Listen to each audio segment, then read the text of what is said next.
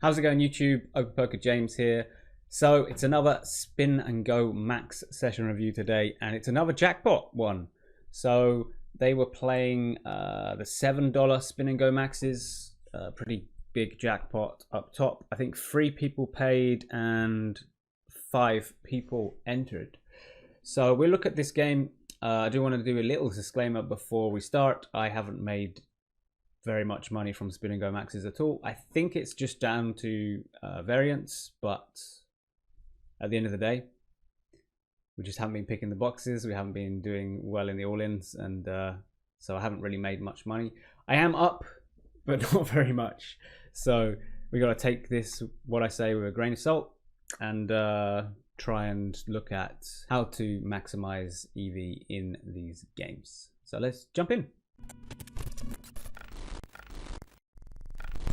So we got 24 hands to try and secure ourselves a big old stack. Let's have a look at the prize structure. $7 spin and go. Third place gets $105. So third place gets, oh dear, I'm trying to math now. 15 buy-ins. And then second gets somewhere in the region of 25 buy-ins, and then cash out is 390. So I would say the big bubbles are first place and third place. So really we want to be, yeah, I guess we'll see if we have any bubble spots coming up, which I presume we will. But yeah, we're going to be wanting to get first and third. We've got some labels on these players. I'm guessing, yeah, okay. I'm guessing that the green means recreational if we got a limp. 8s are totally shoving if everyone's limping. I'm just going to be shoving it all in. Yeah, I like it. I like it, I like it.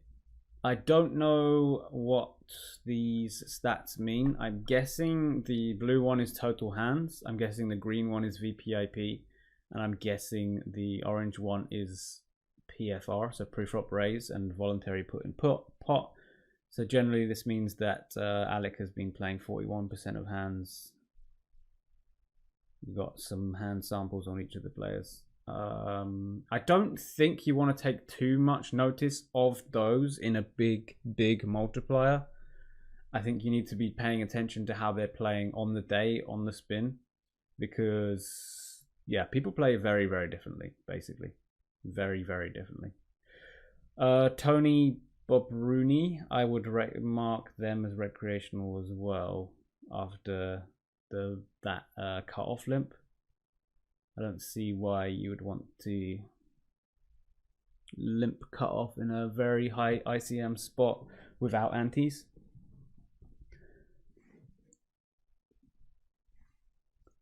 I guess we'll see. But yeah, I guess they just really don't want to bust. But if the way they played that, I think they just can't be a reg. Let's go back to the board texture. There's an ace and a king on the board. I would bet the flop, whatever they have, and then on the turn, definitely betting whatever they have. If they had a pocket pair, I would have preferred raising that for sure pre-flop, so yeah.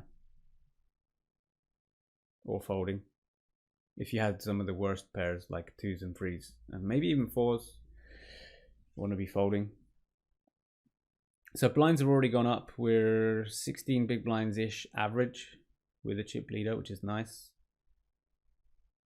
I don't mind playing 8-9 suited. I don't mind not. Given that I think everyone on this table is a recreational and everyone is probably quite scared money, I would raise 8-9 suited and take it post flop against someone normally. Yeah, that's what I would have done. But it's not, it's a small EV play, right? Well, we wouldn't have got post flop, I guess. With the aces, we would have raised and they would have folded. We would have raised and they would have re-raised, and then we fold. So we're already on the direct bubble. This is probably the biggest bubble of the lot. So we need to be very, very cautious and hope that someone slips up. We don't really want to be playing many hands. The only time we would want to play lots of hands is if we are a significant chip leader. So Rayika would be the player that should be putting all of the pressure on. That said, I'd still want to play Queen 9 suited, go for the mini raise. I like it. If you're shoved on, we got to fold. But you know, in general, you're just playing less hands from the button. So yes, you'll be raising and folding to a shove, but you weren't in the first place raising hands like Queen 9 off or Jack 8 off, of hands like this that may have played before, and now they're going to be folding. So the overall range is tighter. You don't have to worry about over folding there, I would say.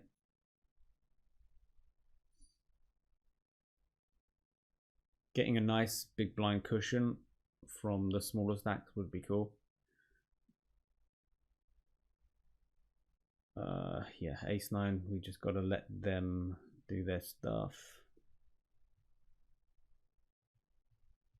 which is a shame. And again, just want to be really tight. Queen 6 is nowhere near a hand that's playable, I would say.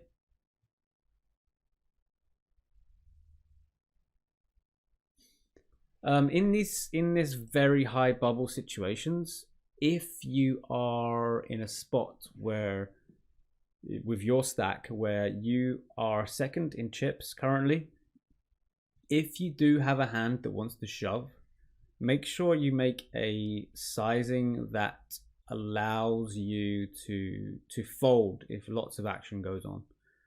So instead of shoving, so let's say instead of making it 9 big blinds to go, instead make it 5 big blinds to go. Because if you make it 5 big blinds, and let's say big Yosh goes all in, and then the big stack goes all in after them, and then this player folds, this player calls as well, you probably only want to play aces, so you'd want to fold. It just gives you that extra maneuverability, while at the same time a 5 big blind raise and a 9 big blind shove would get similar fold equity anyway. So yeah, that's what you want to be looking to do. Just allows you to be able to ladder up.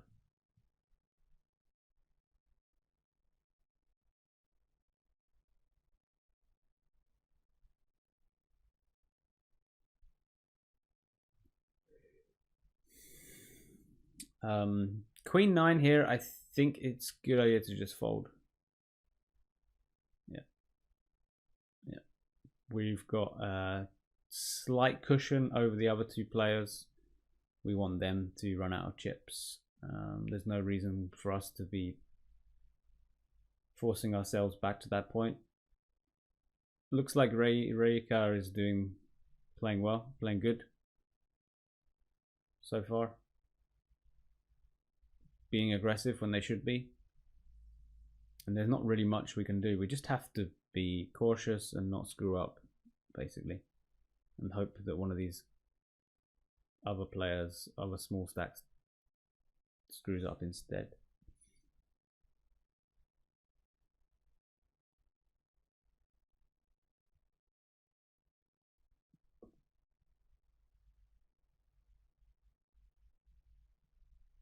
It's getting a bit puke now.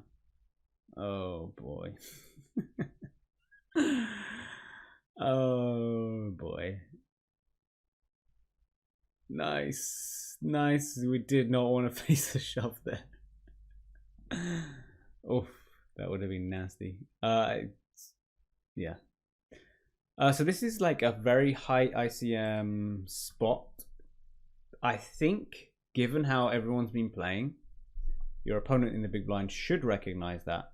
We covered them, so we got that extra little thing. So we should be able to shove very, very wide here, I would say.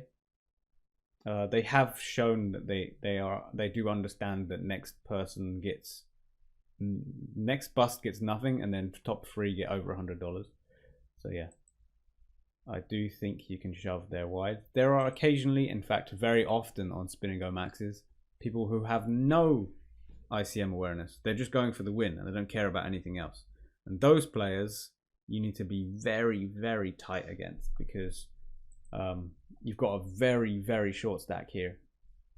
So when you're shoving into them, they should be folding loads of hands. And if they aren't, that is terrible for you. So then you have to be the one that folds a lot. So yeah, if someone is bad at ICM play, it's not just bad for them, it's bad for whoever the shover is into them as well. So you have to be way tighter. If they gain chips in the short term but lose dollars in the long term, and then anyone who shoves into them too wide also loses dollars long term. So it's just a spot where everyone on the table gains EV apart from the 2 people who are gambling. So yeah, interesting spot. We got 4 hands to go. We're in a pretty nice spot, I would say. So very unlikely that we want to get involved in any pots. Very likely just want to be super tight. That snap fold of pocket 4s, I like that.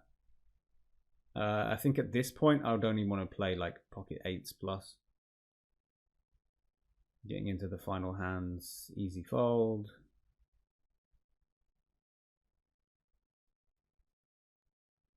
And last hand, whoa, we actually got a hand on the very last hand. That sucks. Yeah, you can't play it. Unfortunately, your 2 opponents here are so short, you can't play it. I think you're meant to be playing, because the bubble is so big and everyone's going all in anyway next hand.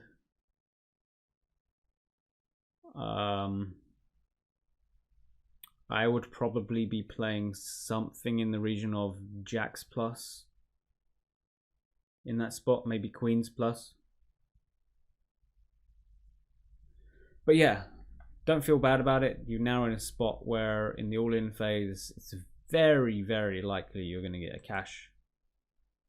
The guy with 0.65 big blinds has to win the all-in phase if they want to cash. And then even if they won, you would cash if you beat Big Yosh, or if Rayaka beats Big Yosh with their hand. So yeah, very, very good spot here. You should be able to cash pretty often. Oh, we hit a 6. Easy game. Oh my word. Right, so there's 2 of you now. 1 big flip to win. Oh wow, ace 10. Can we hold it?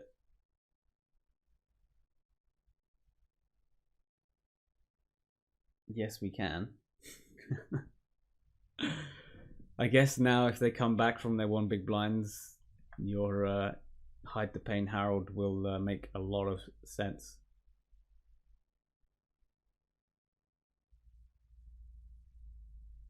Hopefully they don't. I really hope they don't. Ace 4, okay, flip.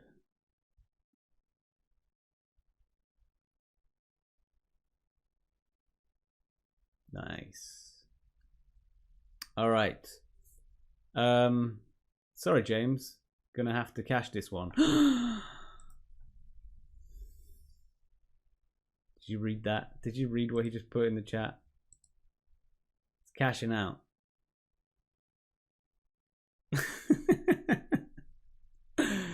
Hang on, sorry, so you can see it. Oh man. He put, sorry, James, gonna have to cash this one out. I can't believe it. Yeah, in these really, really, really nasty box picking spots, I can understand why you want to pick the cash out. PokerStars charges about 5% fee for doing that, so it's not terrible amount. If you don't want to take this high variance routes, then yeah, it makes sense to me. If you are heavily overrolled for these games, let's say your bankroll is $5,000 plus, I wouldn't be cashing out if that's your bankroll. If it's less, then yeah, I can understand. You would pick the middle box. I would pick the left box. Today I'm going left. Oh my god. $50, okay. Well, luckily it wasn't me then. So yeah, he would have picked the middle box. He would have got $35. I would have got more, a whole extra $15. But yeah, looks like the cash out worked for them this time around. Was there any hands that I would have played differently? I don't think so. Oh yeah, this is the only one. I would have played this hand. I'm expecting everyone to be passive. We got fish markers on, I guess they're fish markers on each three of these, and then Toby did a limp as well, so they seem to be super passive. I would just try and take the lead. If you can get a chip lead early on, you can punish them so hard coming up to the bubble because everyone wants to cash. But yeah, we got the win anyway. Well played. I would say thoroughly deserved. However, Rijeka did do their big stack. They did play their big stack very well, I would have to say. They were just very unfortunate in the all-in phase. Yeah. If you guys liked this session review, please send some more to me. We have a link in the description below on how to do these. I am enjoying doing these spin and go max ones. They do give me a bit of variation to the theme. I do have to make you aware I haven't won that much money in them. I just want to reiterate that. So you have to take what I'm saying with a pinch of salt. But for the most part, a lot of this was just looking at it in a similar way to a final table or a sit and go, where you had the heavy bubble spots. So I think I can give a good explanation, and I think Seagill 1988 or Captain Lammers, as they are known in our Discord, played a really good game. So well done on them. Yeah. I will see you in the next video. Thanks for watching. Peace.